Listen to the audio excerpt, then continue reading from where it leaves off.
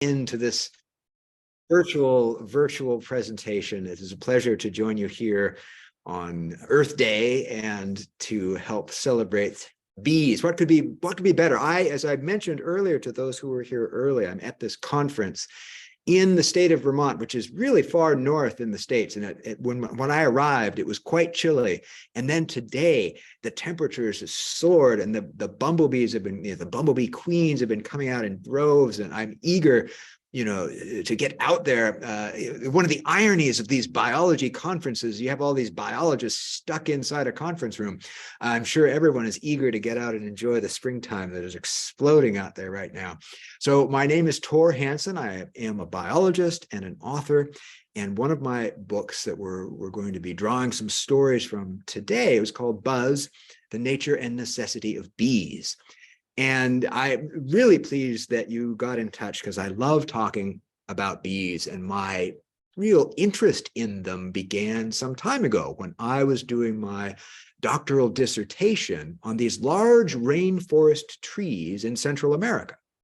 And I had gone out into the landscape and genetically fingerprinted all of the trees of a particular species so that I could track where their seeds moved in the landscape. I could see how pollen was moving up above there, far above in the forest canopy. And I knew from my genetic data that something was moving pollen around, not just between neighboring trees, but among trees that were as far as, a mile and a half apart. And because this tree I was studying was in the pea family, and it had these big, beautiful purple pea flowers, just like the garden pea flowers that you have at home, I knew that something had to be bees. That is a bee-pollinated flower. And I was eager to find out what kind of bees were up there. So I corralled an entomologist colleague of mine into joining me. And for 2 weeks in that rainforest, we went out with a local fellow who was very handy with a crossbow. And he would shoot lines up into the canopy in various places in these trees. And we would haul up all manner of insect traps, trying to catch these. We caught a grand total in those 2 weeks of 0 bees. 0 bees. We totally failed. I never did learn what kinds of bees were pollinating those trees, but that experience sparked a fascination within me that has never dwindled, never gone away. So I have been looking for ways to chase after bees in my work, but also just in daily life ever since. And I think, like anyone who is interested in bees, as you all are, I know I'm in good company. I have been shocked and alarmed, really, by many of the recent stories that we read about in the news about bees, from honeybee colonies collapsing to the declines of bumblebees and many other wild species. But in reading those stories, I have also noticed that there's a certain, shall we say, mushiness about the subject matter. I mean, what do we really know of bees? Even the experts sometimes stumble over the details. Once, and I will never forget this, I was driving along in my car, listening to the radio, and they were interviewing a noted historian of science who said that when the settlers arrived in North America from Europe, they brought the honeybee with them, which is true. The domestic honeybee is a European and African species. But then he went on to say that if they hadn't, there would have been nothing in North America to pollinate their crops. At which point I nearly drove off the road. What about the 4,000 species of native bees already buzzing happily around this continent? I couldn't believe it. But that's not the worst of it. That's not the worst of it. Given my interests, it will not surprise you to learn that I keep a copy of the reference book, Bees of the World, on the shelf in my office. And it's a really nice, it's a hardbound edition from a good publisher written by 2 fine entomologists. And the cover features a nice color close-up photograph of a fly. A fly on the cover of Bees of the World. I mean, it's too much. So here in the 21st century, we find ourselves in the odd position, in many cases, of being more familiar with the plight of bees than we are with the bees themselves. which means that the place to start in any exploration of the topic is with the most basic question of all. What is a bee? And happily, I can share with you an answer to that question that I think really does capture all of the steps of bee evolution in a simple and memorable format. I'm going to share my screen now and see if we can do that. Now, if I'm sharing, if the technology is cooperating, you should right now be seeing a hippie bee. Do you see it? A hippie bee. So the topic here, the key is to remember that bees are, in fact, what we think of as the hippie wasps. This is a big yellow jacket in the genus Vespula. And we think of bees as the hippies of the wasp group. So the first thing to know is that the wasps came first and had been on this world, buzzing around for millions of years before the bees. The bees evolved from the wasps, and they still look quite a lot like them, which is why the two groups are so often confused.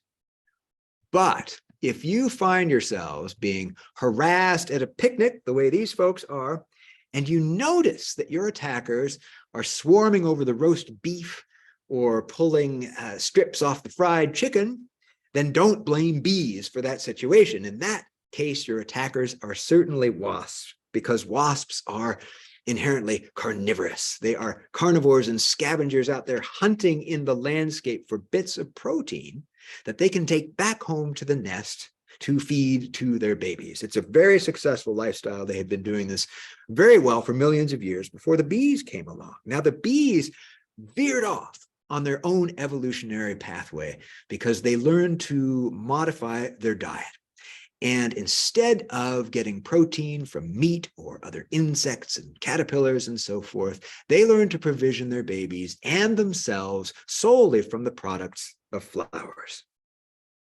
And once they had given up that carnivorous lifestyle and gone in this direction, stopped eating meat, their bodies, their habits, all began to evolve in a different direction. They developed all sorts of traits like long tubular sorts of tongues for lapping nectar out of deep flower corollas.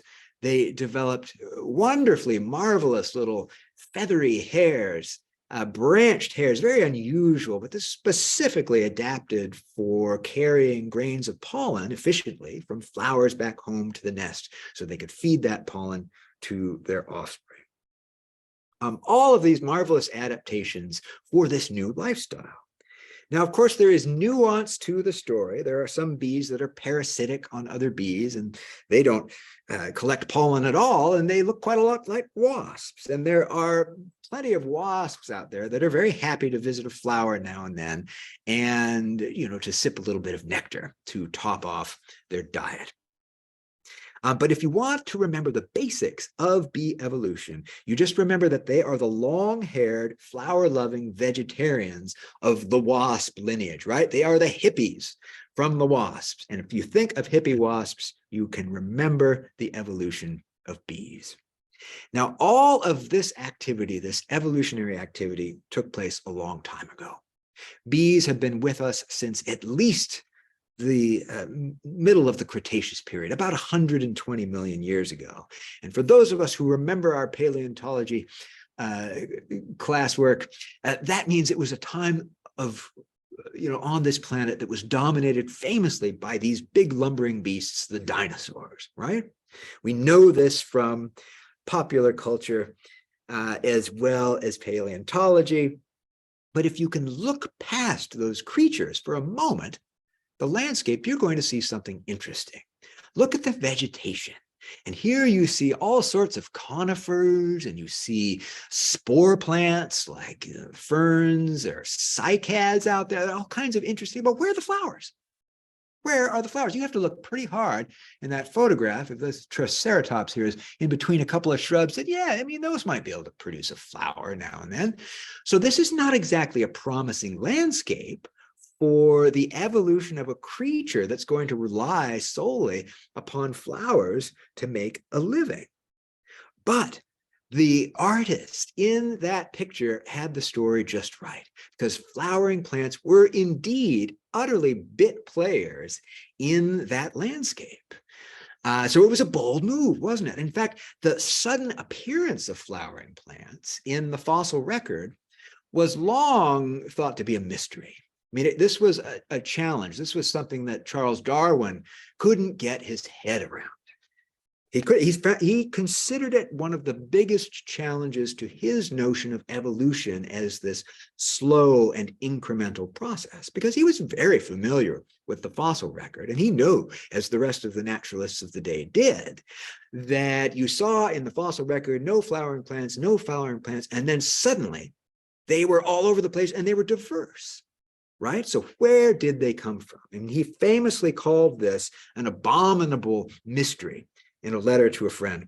And that phrase has stuck with this over the years, this mystery comment. But what's rarely noted is that in the very same letter, I think it was to his botanist friend Hooker, he said that he'd been corresponding with this lesser known naturalist of the day, a Frenchman named Gaston de Saporta, who had written to Darwin with his theory that in fact, there had been a real rapid evolution of flowering plants, right? They evolved rapidly because of their interactions with insects, particularly the bees. This was Saporta's idea. Well, back in the day, Darwin had, a much bigger reputation, as well as, you can see a bigger beard, and I think that counted for something.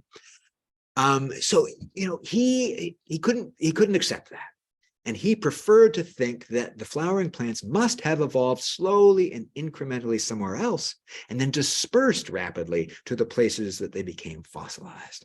So people went with Darwin for decades in the latter part of the 19th century, and then, until there was so much evidence built up that everyone realized that old Saporta had been right all along. And that co-evolution between bees, particularly some other insects as well, but particularly the bees and the flowering plants, had led to this explosion in diversity. And the results of that are visible anywhere, from a mountain meadow, to your backyard, to the nearest flower market. You can see that wonderful diversity that erupted in the flowering plants. But what is less well known, but equally important, of course, or more important to a group like this, is how that co-evolution led to an incredible explosion of diversity in the bees, which range from the familiar, like this bumblebee, to the fantastic, like this iridescent sweat bee, to the downright strange, like this long-tongued specimen known only from the Atacama Desert of Chile.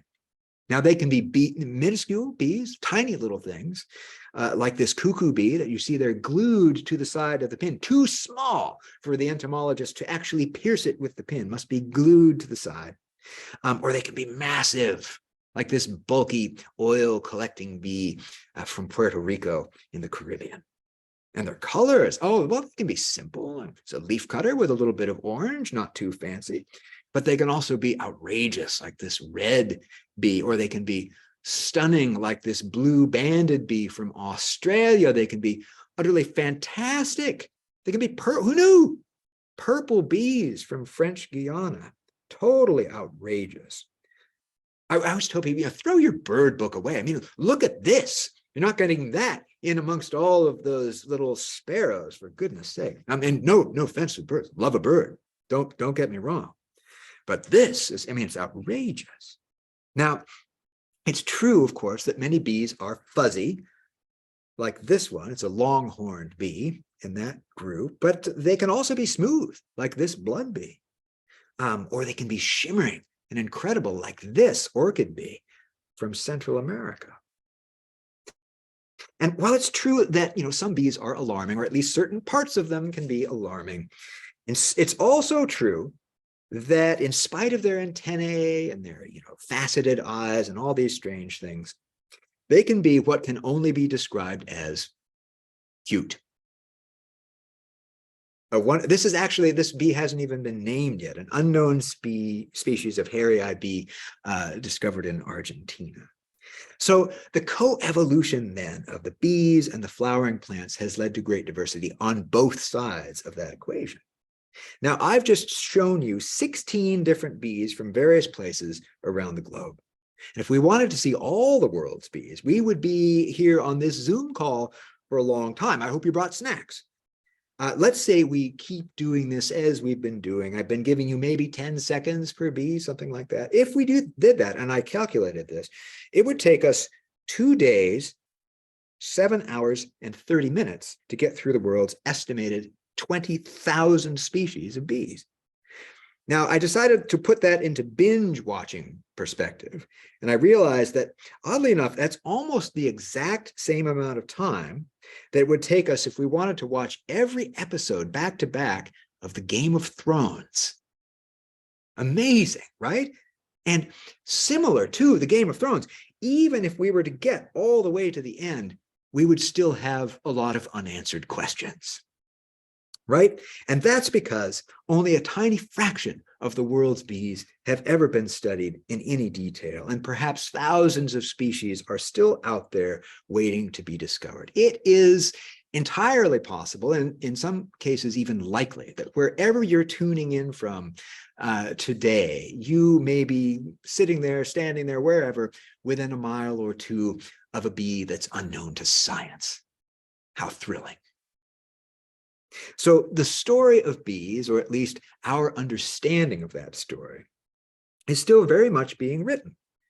And many people are surprised to learn that bees are so diverse, because when we think of them, our minds turn, of course, immediately to the one species that we know best, the wonderful and fascinating honeybee, our domestic bees, right? They're so social, they're so prolific, they mass in their tens of thousands, they have all these incredible habits. But honeybees really are the exception. The vast majority of the bees of the world are not massing on combs like this. They're solitary creatures, living alone, single females, tending their little nests. They're diggers, they're miners, they're masons, wool carders, leaf cutters, many, many more. They live in their little tunnels or their burrows in the ground. They live in their hollow twigs. Some leaf cutters there. That's quite marvelous. Maybe we have, there's one in a twig, a small carpenter bee, no doubt. They will even nest in, I've found them nesting in all sorts of places. You can see them in teapots, hose bibs, brick walls, cracks in the pavement. Some will even nest in snail shells, right? These solitary, wonderful, and diverse little creatures. And it's true that many of them are tiny and hard to find.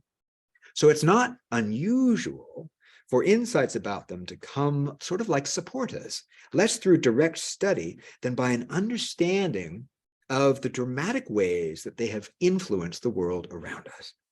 And I'd like to illustrate that point with a passage that I'm going to read to you out of this book, Buzz, that comes from chapter 4. And it begins with a quotation from a British poet named Norman Rowland Gale, who wrote, "You voluble, velvety, vehement fellows that play on your flying and musical cellos, come out of my foxglove, come out of my roses, you bees with the plushy and plausible noses." When Henry Wadsworth Longfellow called bees, quote, "so blue and golden," he probably wasn't thinking about the visual receptors. When Longfellow called flowers so blue and golden, he probably wasn't thinking about the visual receptors in the eyes of bees. But the prevalence of those shades in his much pondered blossoms was not a coincidence. They fall right in the middle of a bee's visual spectrum, and flowers adopt them specifically in a bid to woo bees as pollinators. The evolution of petal color often tracks closely with a plant's strategy for getting its flowers fertilized. All the hues from mustard to cornflower to purple would be exceedingly scarce in nature and might not exist in flowers at all if there had been no need to advertise for the services of bees.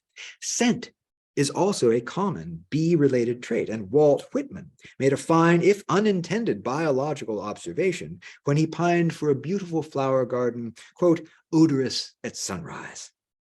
Many floral fragrances do indeed surge during the morning hours, just as temperatures rise and hungry bees become active, seeking out flowers that have filled with nectar overnight.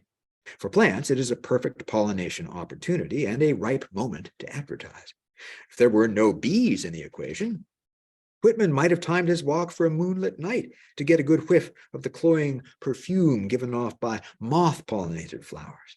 Or he might never have considered an amble through a garden in the first place, since the majority of blossoms would reek of the musky terpenes and rotten flesh smells that are attractive to flies and wasps. The fact that bees prefer odors we find worthy of poetry counts as one of nature's happier accidents. But beyond color and smell, the very shapes of many flowers can also be traced to bees. While round blossoms generally appeal to all sorts of pollen and nectar seekers, bees included, most of the more elaborate flowers evolved with specific visitors in mind. From an insect's perspective, round blooms can be approached from any angle or direction with the same result. It's sort of a come one, come all display that often draws a crowd. If Claude Monet had included pollinators in his sunflower still lifes, he would have found himself busy adding in all manner of bees, as well as hoverflies, bee flies, butterflies, wasps, even beetles. Now, flowers that diverge from round, however, can be more choosy in whom they invite and where they deposit their pollen. The wide banners of a pea flower, for example, or the lipped tube of a snapdragon display what is called in biology bilateral symmetry. You know this from your own face, where one half is a mirror image of the other. And once you have done that in terms of your flower shape, you have created a distinct top and bottom to the flower. And this alters what you can do in terms of attracting people. Attracting bees, I should say. So here you have a whole range of these more complex looking flowers, all of which display some element of that bilateral symmetry. But plants can only afford such a focused approach if their pollen is likely to stick to their intended targets, which makes bees, with their pollen-attracting fuzz, by far the most common visitors to such flowers, right? Compared to a sunflower, if Monet would have painted pollinators on his yellow irises, that would have been a cinch. That would have been a cinch, since bumblebees are virtually the only insects in nature capable of getting the job done. With their deep tubes and upright orientation, irises force the bees to land on a designated platform, right? In those pictures, you can see it. And then they have to pass beneath a broad pollen-laden stamen that is placed, as one expert charmingly described it, quote, to fit exactly the dorsal surface of the humblebee. Now, the female parts are right there too, so that when the bee visits another flower, it's going to deposit that pollen load in precisely the right location. So much of what we take for granted when we look at flowers boils down to the preferences of bees, the proclivities of bees, right? And flowers in turn have altered their bodies and abilities. They've altered the bodies and abilities of their buzzing visitors, from the fuzziness that we observe to the tongue length of the bees that pollinate them, to the distinctive habits that bees have of memory and navigation to return to those flower resources. And should anyone in this Zoom call doubt just how tightly knit these relationships can be, you need look no further than the blossoms of the genus Ophrys, which is here displayed, the bee orchids.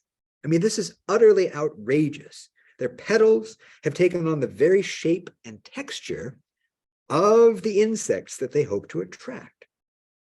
And they go so far as to produce the particular pheromones of a female bee, in some cases of a particular species of female bee, tricking then amorous male bees of that species into mounting these flowers and attempting to mate. So they lure them in again and again. They lure in these males and pollinate them in the process. It's a totally outrageous behavior and a great evolutionary story. And it's one of the rare, botanical terms, technical botanical terms that really requires no real interpretation. This strategy is known as pseudo-copulation. There we see it. I hope this is, I didn't just bump us into a rating. It's a family show. This is as racy as it gets. But you got to see that. It's outrageous. So the male doesn't even know. He doesn't know he's visiting a flower. He has no idea. He thinks he's met a fine lady, down at the pub.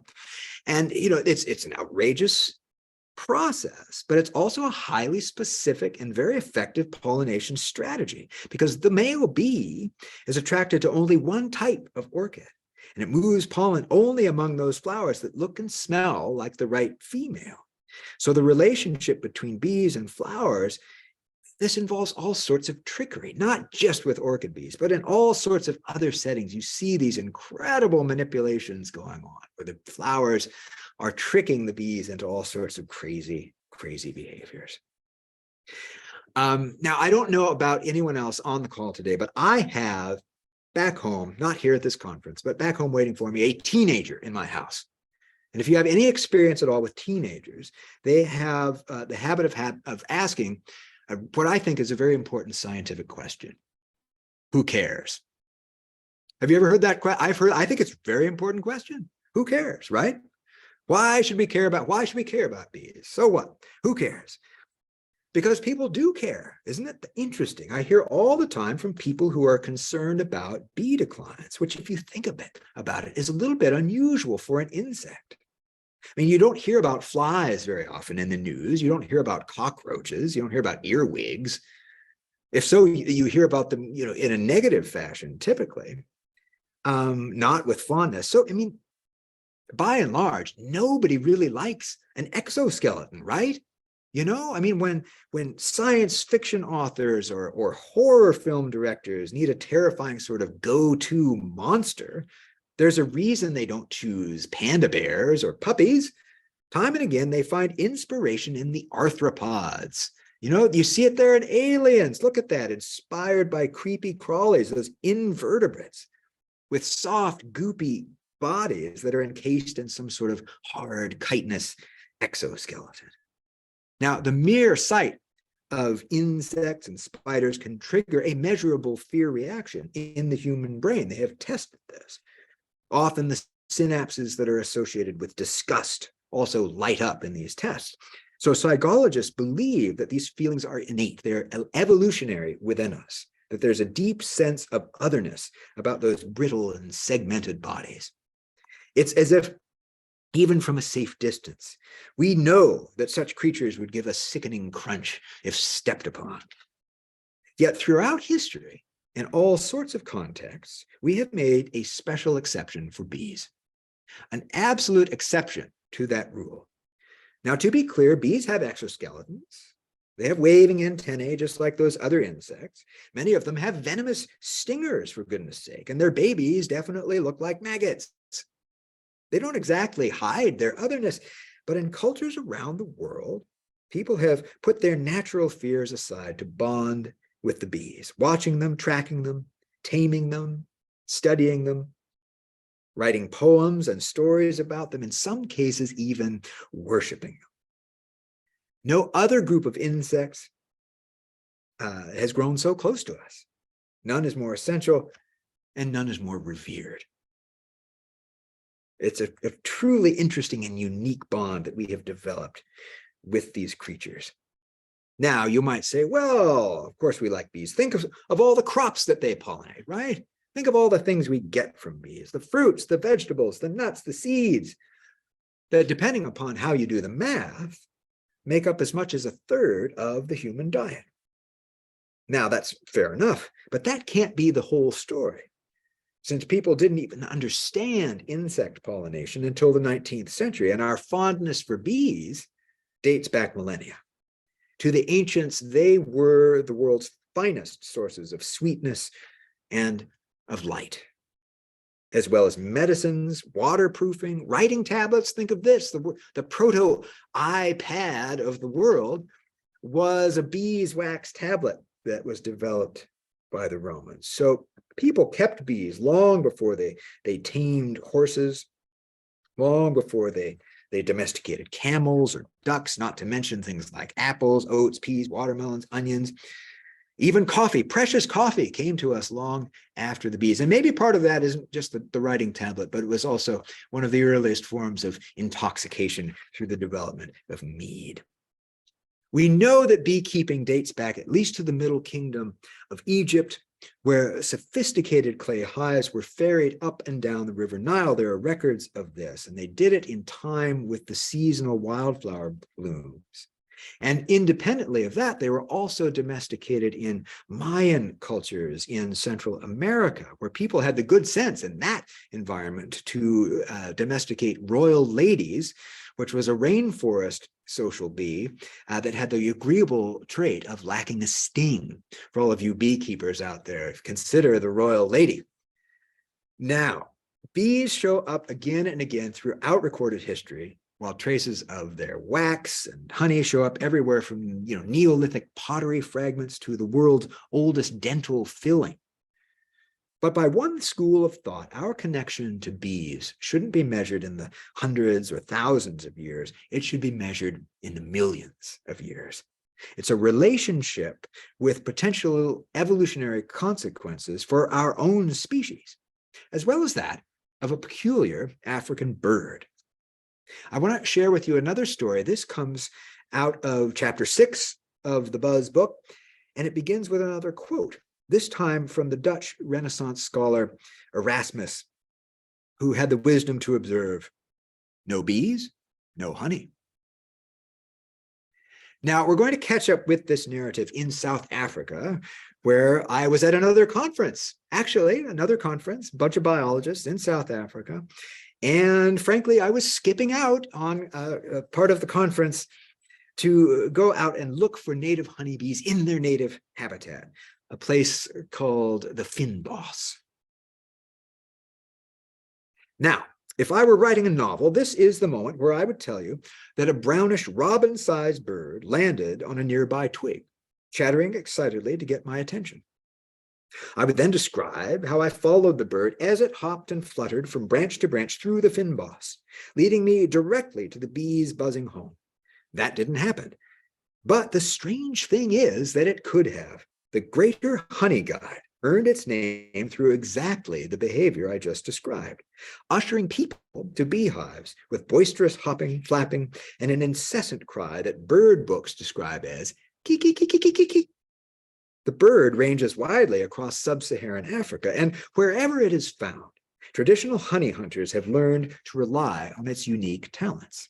In one study, following honey guides increased the rate of bee nest discovery by 560%, and the birds consistently led hunters to colonies that were larger and more productive than the ones they discovered on their own. After a nest has been located and breached, the honey guide benefits by feasting on the leftovers and the scraps. Its specialized diet has resulted in an unusual ability to fully digest beeswax, right? Pretty remarkable stuff there. As one early European observer noted, people customarily rewarded their avian helpers with a calculated gift of home.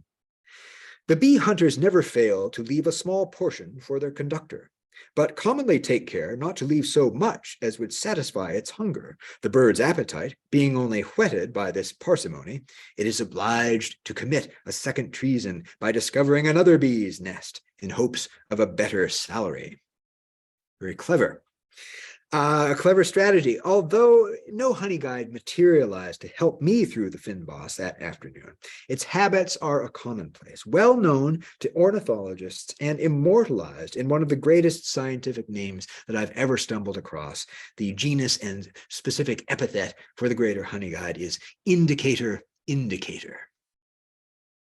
Now, for over 2 centuries, common and scientific wisdom maintained that guiding behavior had evolved between the bird and another hive raider, the ratel or honey badger. Here it is. And it wasn't until the 1980s, believe it or not, that a group of South African biologists pointed out what should have been obvious all along. Honey badgers are almost entirely nocturnal. They are also nearsighted, and they don't generally climb trees to the nests that are usually discovered by the birds. While their waking hours do overlap briefly with honey guides at dusk and at dawn, such limited opportunities for interaction hardly seem like a good co-evolutionary starting point, particularly for such a complex interaction. While that myth persists in natural history articles and children's books and so forth, finding the real story behind honey guide behavior required biologists to go knocking on doors in an entirely different department of science. Now, to track down the origin of the honey guide story, I spoke with a nutritional anthropologist, a woman named Alyssa Crittenden, who is now at the University of Nevada in Las Vegas and here in the States. And she made a remarkable discovery about the Hadza people of Tanzania, a group that is still living a traditional hunting and gathering lifestyle in the very landscape where our species is thought to have evolved. The Hadza are indeed honey eaters, and they do follow honey guides, very well documented.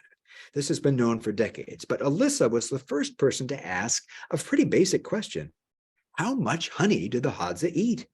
And the answer was surprising. Honey wasn't just an occasional treat. Men, women, and children all ranked it as their number one favorite food, and they looked for it every single day. They were raiding nests not just of honeybees, but of at least 6 other species that made honey in that landscape.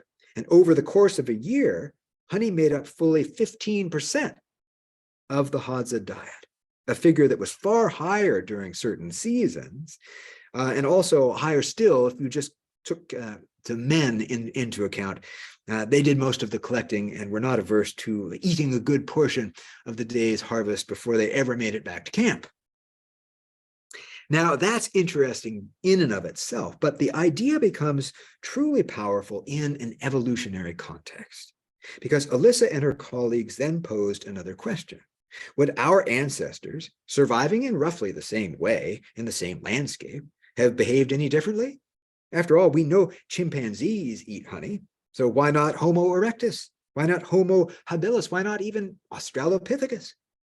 If we have been chasing after bees since the very start, that certainly explains the co-evolution of honey guides. Why would a bird bother trying to attract the attention of a nocturnal, nearsighted badger when there were these big bipedal apes out there in plain sight all day long, scouring the savannah for bees' nests? But for her colleagues and Alyssa, the bird issue is really sort of a side note.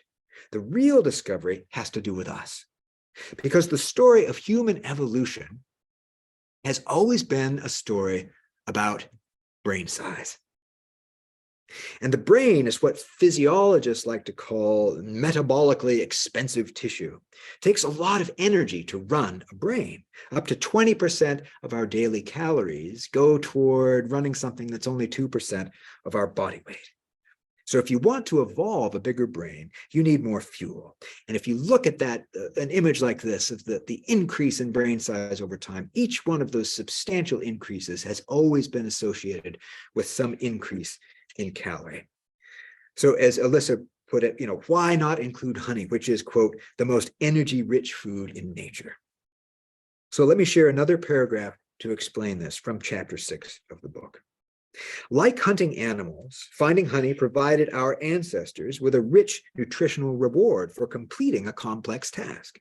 It would have created a similar impetus for the development of cooperation and sharing, as well as tool use and the mastery of fire.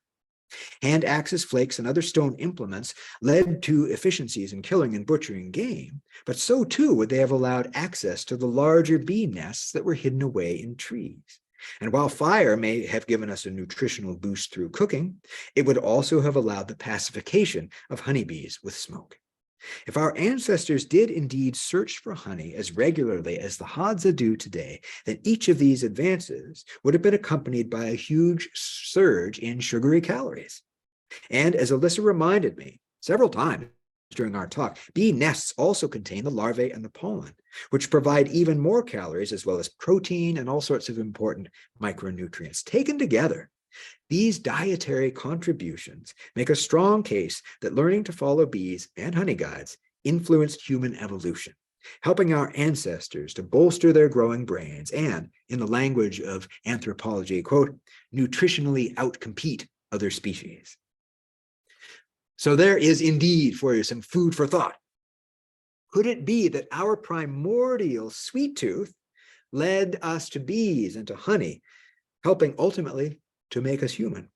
It's a tantalizing notion.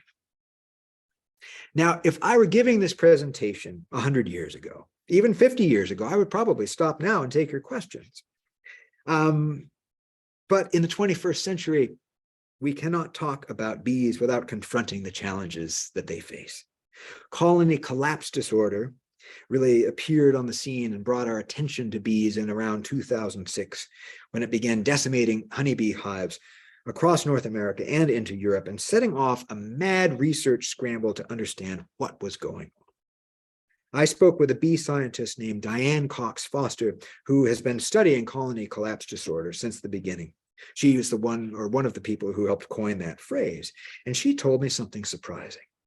Over the past several years, colony collapse disorder has almost disappeared. It now accounts for less than 5% of lost hives. Yet, professional beekeepers continue to lose 30 or even 40% of their hives every year. And studies of native wild bees have also shown steep declines for many species, including what were the most common bumblebees in my neck of the woods, in the western half of North America. The western bumblebee almost wiped out from its native range. So what began as an investigation of a particular malady affecting one species of bee has now grown into a grave concern about what may be affecting all bees. And after more than a decade of research, one thing seems certain, and that is it's not one thing. There is no single factor responsible for bee declines. They are suffering from what some specialists have begun calling multiple stress disorder. Diane summarizes those stressors as the 4 Ps: the parasites, like the deadly varroa mite, the pesticides, like the notorious and ubiquitous neonicotinoids, pathogens, including a host of viruses, bacteria, even fungi that affect bees, and finally, poor nutrition, which needs a little explaining. That is simply the scarcity of flowers in our landscapes. As we have converted from small farming to industrialized, efficient mass farming, and developed more and more urban and suburban places, we have simply reduced the amount of food that's out there for bees. So poor nutrition is an important concept. And if you add to that climate change and invasive species, you have a real mess for bees. It becomes extremely complex. Even a pesticide that passes something like a bee-safe test on its own can become deadly in the field, where it interacts with fungicides and herbicides and all sorts of other agricultural chemicals. Or a virus that would be like a common cold to a healthy bee might be deadly to one that is suffering from a lack of nectar. It was actually Dave Golson, a British bumblebee expert, who told me that the issue really boils down to a matter of bee health. And he said something like, I wrote down, he said, quote, "Bees are starving, diseased, and poisoned. Small wonder they aren't thriving." But he went on to give me the good news. In spite of the complexity of the problems and the challenges of the research, we already know enough to take action, and to take action in very specific ways. By providing more flowers and nesting habitat, by reducing pesticide use, by avoiding moving bees long distances from place to place, because they move with their pathogens, don't they? Putting these straightforward ideas into practice can be transformational. And efforts are already underway on thousands of acres of farmland. I toured an almond orchard in California's Central Valley here in the States, which is one of the most intensively farmed landscapes on Earth. And even there, with virtually all native habitat gone, a simple hedgerow of wildflowers had brought back all kinds of local species, including this hopeful, I consider my most hopeful bee picture of all, this hopeful little sweat bee perched there, nectaring on a native gumweed. But perhaps the best news of all is that you don't have to be an expert to help bees. Anyone can do it. You can do it in your backyard. You can do it in a window box. You can do it in a garden, or you can do it on a farm. It can be as simple as drilling holes in a block of wood, or as satisfying as choosing to plant flowers that don't require any spraying whatsoever. Make a beautiful pollinator garden. Simple. And if you do this, you will experience something that can be pretty darn unusual in the world of species conservation, right? Instant gratification. Instant gratification. If you are studying wolves or you're studying killer whales or something, it might take years or decades to see the results of your efforts. But if you are planting pollinator habitat in your backyard, you will see. I once got some catmint from the hardware store, and I had four species of native bumblebees on that mint before I had time to get it out of the pot and into the ground. If you plant this stuff, the bees will find it. They're out there, they're looking, and they're hungry. Now, in a moment, I will be happy to take questions, but first, let me conclude this portion of our time together with a passage that comes out of the preface to the book. It's right from the beginning. And I think that is appropriate to end at the start, because while we may have a long history with bees, we're still just beginning to understand their biology. We're still just beginning to understand our dependence upon them, and we're still at the very start of doing what we can to help them.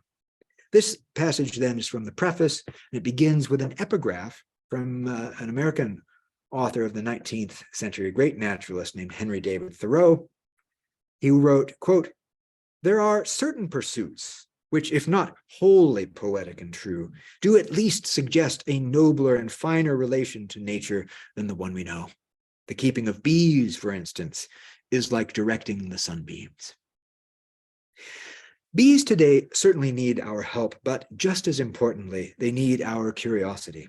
Exploring the history and biology of these essential creatures can transform anyone into an enthusiast, and that is the purpose of this book. But I hope you will do more than read it. I hope it makes you want to go straight outside on the next sunny day, find a bee on a flower, and settle down to watch.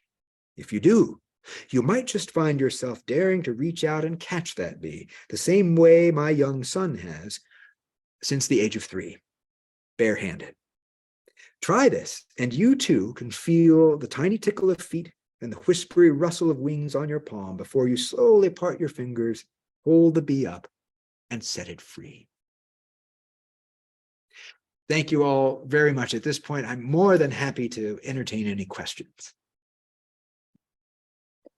Thanks so much, Thor. That was thoroughly enjoyable. Hopefully everyone can hear me. I had no idea, especially the co-evolution with humans. That was pretty mind-blowing. We're just going to do a really short presentation from us and then dive deeper into this, which I can't wait for. So everyone on the chat, if you start thinking of questions, we'll be doing those in a couple of minutes. So a bit of time for you to think of questions for Thor. I'm just going to share my screen, and hopefully Let me stop there. Hopefully the transition will be a smooth one. Can you see my screen?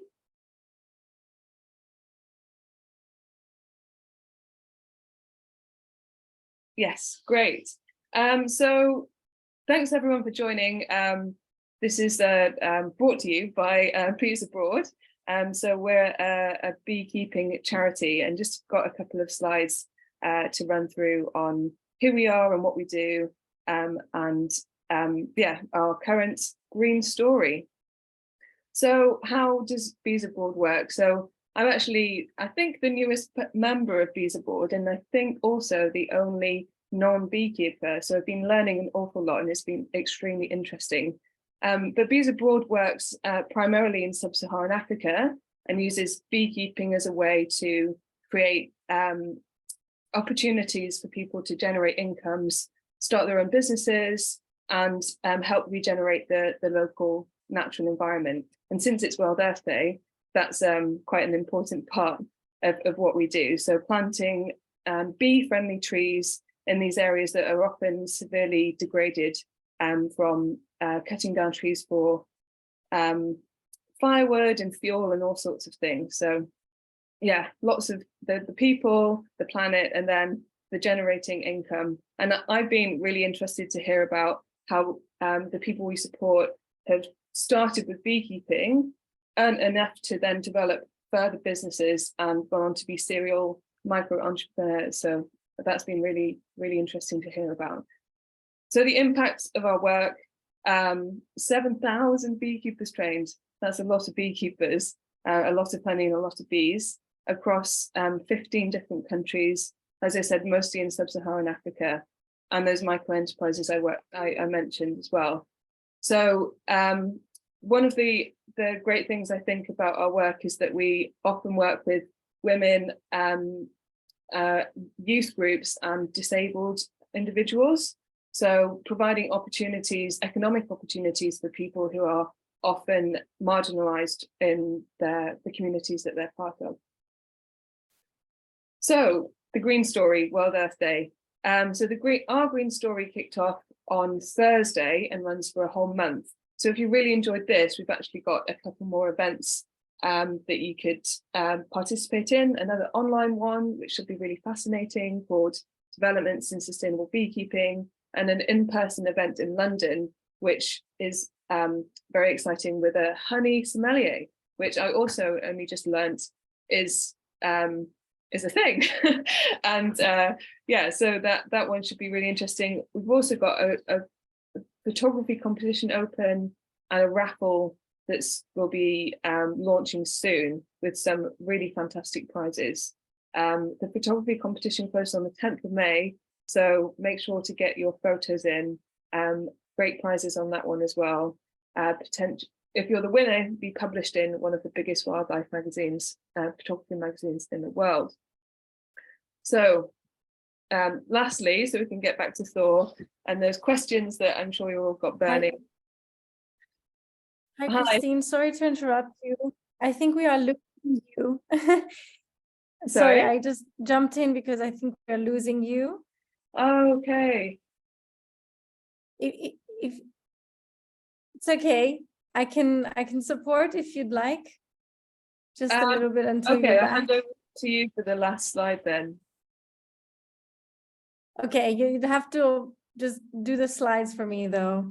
So we just wanted to share that part of the Green Story campaign that we're running until the 20th of May includes events that we are organized all around how bees are associated with biodiversity and the environment. So we got, other than the event today, we also have a wonderful one on the 3rd of May with Professor Adam Hart and Sarah Wyndham Lewis on, is beekeeping really sustainable?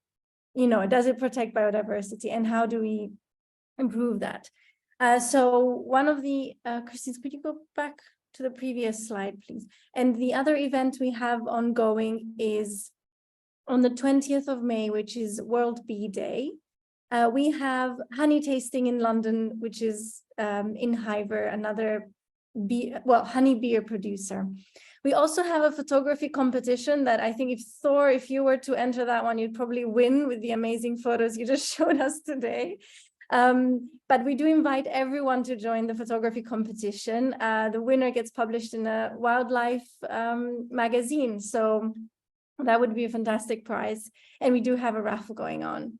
However, this particular week, 20th of April until the 27th of April, we have a specific fundraising campaign running. If we can go to the next slide, please, Christy, which is the Green Match Fund with the big give. So you could either scan the QR code with your phone directly from the screen here, or you can go to the Big Give website directly and donate. Anything you donate will be doubled. So one pound will be 100 will be 200. So all that goes to a project that relates to creating beehive fencing around crop fields.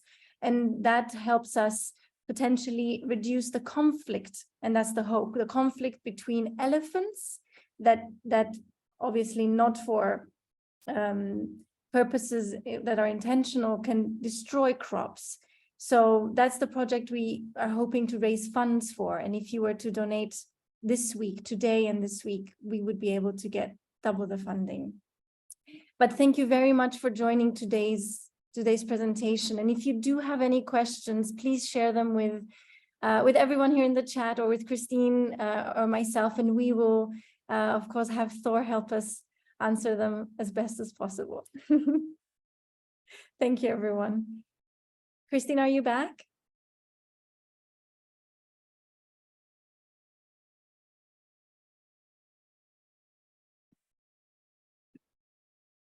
Can you hear me? Yes, we can. Great. Maybe it's better when I'm not sharing screen.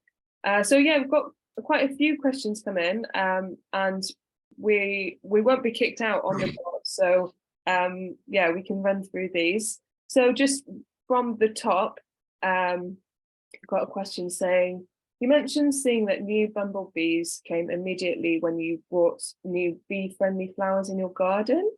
Is it the same for nesting opportunities with the nesting that you mentioned, providing habitat?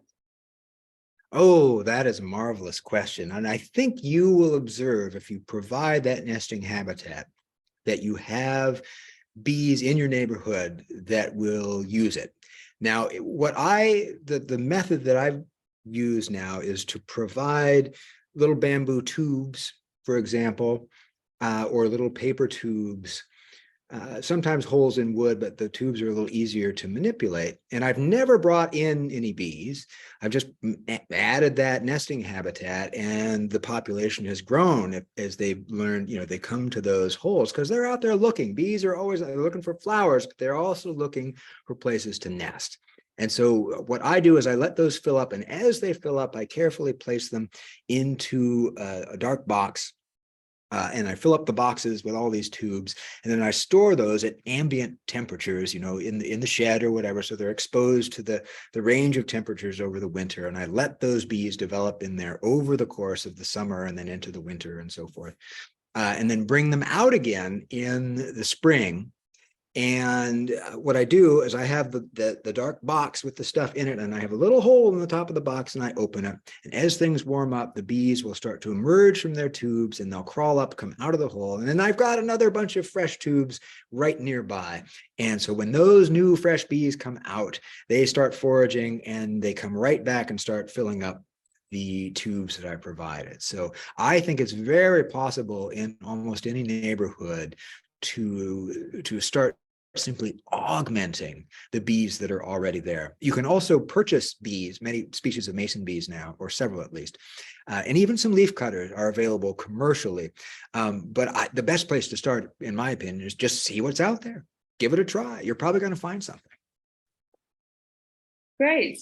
And actually, there's a second part of that question, which is, with the rising temperatures, how much time do I have to put up those nesting opportunities?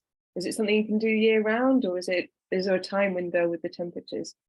Great question. Yeah, it's a spring and usually spring and early summer activity. Well, even into late summer for a few, but you have bees that are adapted to particular suites of flowers that bloom at different times. But here in the temperate zone, at least, we have a real increase in blooming right at the beginning of spring, and then it often tapers off a little bit, and then you've got some late summer bloomers, a lot of asters and things that sort of carry you through into the fall. So what you want to do is make sure you get them out there in the spring, but you can leave them out. The ones that aren't filled up in the spring, sometimes there will be other species that find them later on. And so when I do this, I try then to mix and match a little bit with the bees that I keep in the various boxes, so that I have bees emerging all the time and filling the tubes over the course of the season. But the real pulse of activity is usually starting, about now, mid-April into May and early June. That's a very active time. Fantastic. Then our next question is actually something that I think that will be answered quite thoroughly by our next event with Professor Adam Hart and Sarah Wyndham Lewis on beekeeping and the sustainability of that. But just the question is, it's suggested that many beekeepers with millions of honeybees are at risk of outcompeting other pollinators. What? You're breaking up again. I can't hear the question. I wonder. Katerina, can you see Peter's question? That was Yeah, really great question. So of course the big one is the honeybee, where we have this domestication that has taken place, and we've spread them in so many places. We've traveled with them and really become intimate with them. You also see then those stingless bees from Central America playing a similar role in that culture. And you've seen various species of, and we're most familiar, of course, with the European, African honeybee species, but there are about 11 different kinds of honeybees. The Apis genus is diverse.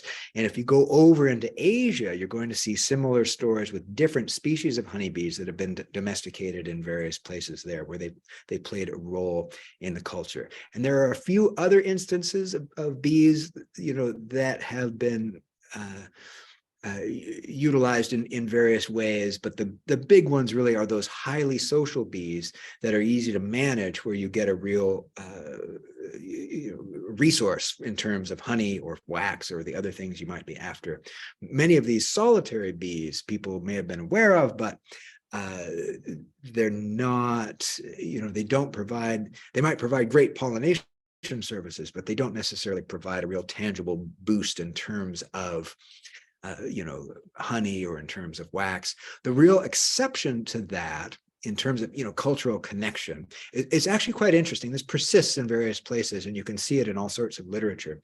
But children have had a strong connection to solitary bees forever, and there's a reason for that. In that kids have a sweet tooth. And again, this is science. When you are actively growing, and it doesn't matter if you're, any creature wants more calories during periods of active growth. So you can actually measure that in our species, Homo sapiens, as the bones are elongated, those periods of growth, the tolerance for sugar goes way up. Cheap energy, the body wants it, it'll take it, it wants sugar, sugar, sugar. That's why kids love candy so much. They've always been that way. But keep in mind that candy didn't exist. We didn't have refined sugars, right? We had honey, was the sweetest thing out there in nature. And, coming in second would have been what you get out of a solitary bee nest, which is what we, sort of refer to as bee bread. The solitary bees will make a single little cell, if you will, for their offspring. They'll make a little ball, in some cases, of pollen, or a little soupy bit of pollen and nectar mixed. And it is sweet, a little bit sweet, but it's tiny, right? Because they only put one egg in each cell. But in cultures around the world, even where the culture writ large does not have stories about solitary bees, you find stories of kids raiding solitary bee nests because it's a little bit of sweet in a diet that had no sweet. And so the kids knew where to find these things. They could find them. I mean, the great French entomologist Fabre learned about, one of the things that sparked his passion for insects was when he was teaching surveying to a group of young students.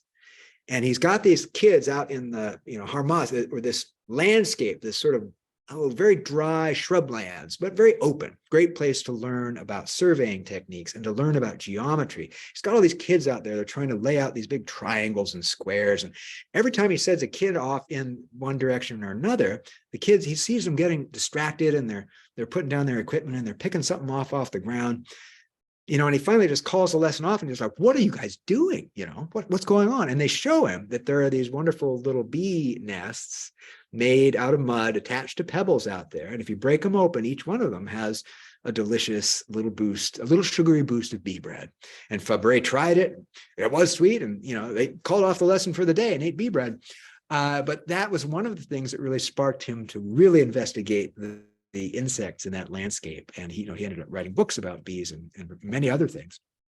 So kids have long had an interest in, via their sweet tooth, the native solitary bees in land. If you find these stories in Japan, you find them in Europe, you find them in North America. Kids knew how to find this stuff.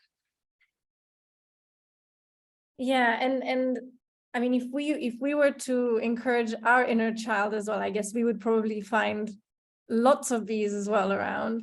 But I think there's a question as well, if we were to encourage planting the right forage for not just honeybees, right? So native plants and native flowers.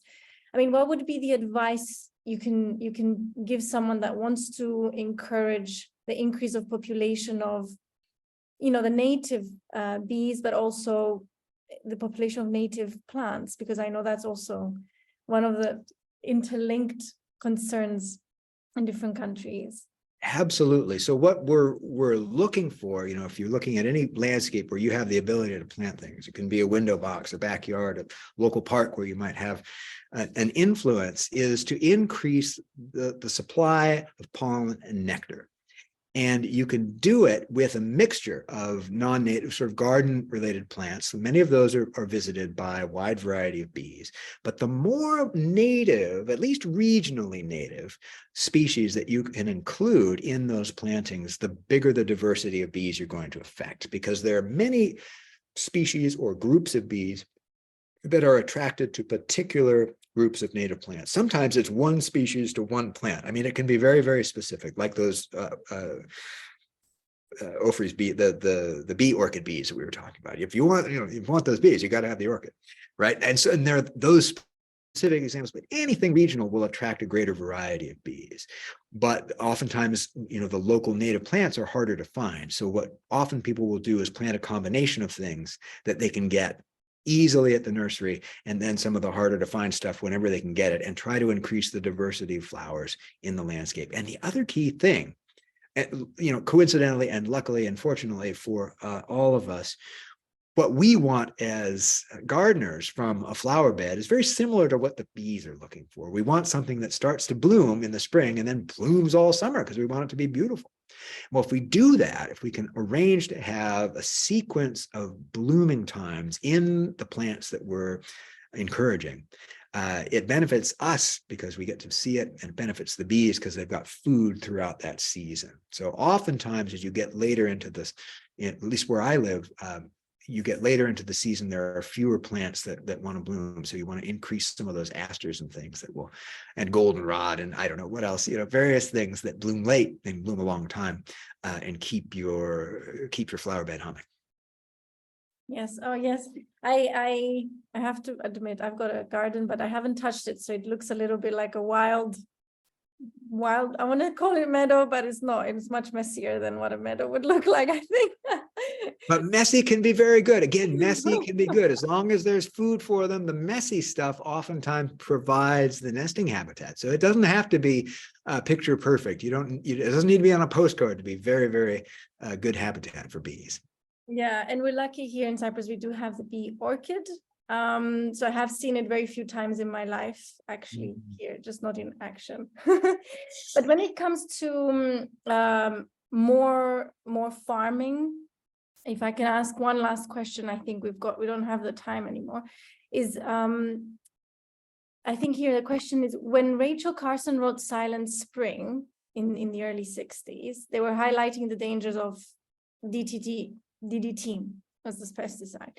Do you think we're approaching another one of those scenarios, another Silent Spring, where we keep using, pesticides and especially in the US? What do you think about that?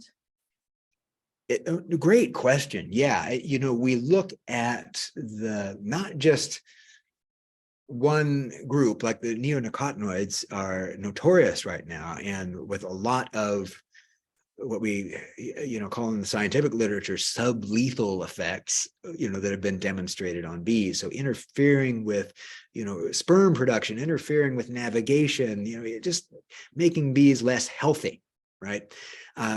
So what we see then is this combination of stressors, and it's not just one group of pesticides, but the way they interact. There are hundreds of chemicals that we have introduced to agricultural landscapes, fungicides and herbicides and pesticides, many of which persist in the soil. So you end up with this cocktail that it's even the best intentioned, efforts with chemicals, where they've done testing in the lab and they really tried to do everything well, and there are, efforts in that direction. They can't predict what's going to happen on the landscape because there's so much other stuff out there, and these things can interact. And we've seen studies that show that again and again. It's just a very unpredictable chemical landscape for the bees, and the bees are very sensitive to chemicals, in all sorts of ways. So we see these combined effects that really, are suspected in the loss of not only bees, but other insects as well from many agricultural landscapes and urban and suburban landscapes too. Avoiding pesticides, fertilizer, all that stuff. Anything you can keep out of your yard will help the creatures that are there. So you're looking for the alternative ways to manage the pests that might show up in your yard. The alternative ways to the chemicals is always preferable. I mean, you'll get, biodiversity that you don't ever even see, but it's there. Marvelous little, moths and leaf miners and gall wasps and all kinds of crazy stuff. It all starts showing up if it has the habitat. It's out there looking. So yeah, I mean, we are at a point where there's a growing concern about the toxic environment we've created through habitual long-term use of chemicals that last in the environment. So it's not just, Science Spring was focused on DDT, which was horrible stuff, which, people still use in parts of the, we didn't stop using it here in the States when the book came out. I mean, we didn't stop producing it. We stopped using it here in the States and we shipped it abroad. So there's still, long story there, but nonetheless, yeah, there's a great concern about this chemical cocktail that we've created. Well, I hope we don't end up going that direction again of a silent spring.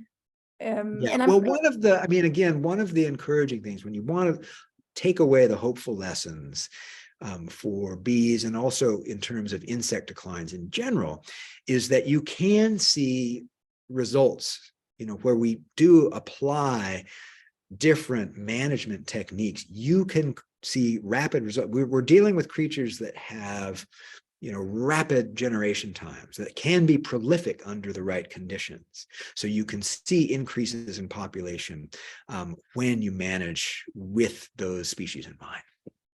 Yeah, in the book you did mention wild verges as well, but they're obviously doing good because they're allowing those wildflowers to come back, but they're usually next to roads or next to where humans would be. What do you think about this combination where we're trying to do something good, but maybe it's not good enough because we're still doing bad elsewhere? Yeah, I mean, it's one of the ideas there is that, you can take advantage of a lot of underutilized habitat that's already out there. So one thing, we talk about in conservation is preserving big areas. But there are also, within our settled landscapes, there are all these backyards, there are road verges, there are parks, all these places where we've done things like, plant lawns and that are sort of biological deserts, just grass of, some non-native, very trimmed grass. And there's all sorts of opportunity there to introduce floral diversity and to reduce chemicals. And you get insects when you do that. And so on a road verge, yes, you're going to lose some bumblebees that get hit by cars, but you're also going to have a great positive impact on bees. And you'll see a lot of bees that use even now, go out there, you see bees that use that roadway as one of their navigational paths. Right? They look for linear things in landscapes often to get from place to place, shortcuts. If you're down on the beach, you'll see bees flying up and down the beach because that's a good pathway. If they're going a long distance, they know there are flowers there. They can just cut down the beach and cut over. They use the landscape in a way to navigate. So there are all sorts of underutilized places, and there are some encouraging efforts trying to get people to do more with their yards and get. There's something I was just interviewed. What do they call it? I think it's here in the States, but maybe in Europe too. The Wall Street Journal is running an article on something called No Mow May, where they're encouraging people not to mow their yards in May. Just leave it and let whatever's out there bloom so that the pollinators and other creatures, can use that food. And I said that is a great idea, but that's just a beginning. Let your No Mow May be the gateway drug to better pollinator conservation, right? Because they're there all the time. So just let that yard get a little crazier, get some flowers out there, and you'll see results. Yeah, well, a lot of people are trying, I think. So there is positive response and efforts. So I'm hopeful. I think a lot of people in this call are hopeful. We just need to convince a lot more of us. Yes, to grow our numbers. Well, I just wanted to say again, thank you. I think we're going to end here because we did overrun, and I am conscious that we're using people's time that maybe we shouldn't, in yours. But I just wanted to say a big thank you, for joining us, for answering our questions, for being part of, the Bees Abroad journey, and for sharing with us your experience or your knowledge. It was very, very nice to have you here with us. Thank you. My pleasure. I wish you all a happy spring, and thank you for your interest and your interest in keeping your yards buzzing. Yes. Thank you very, very much. Bye-bye. Bye, everybody.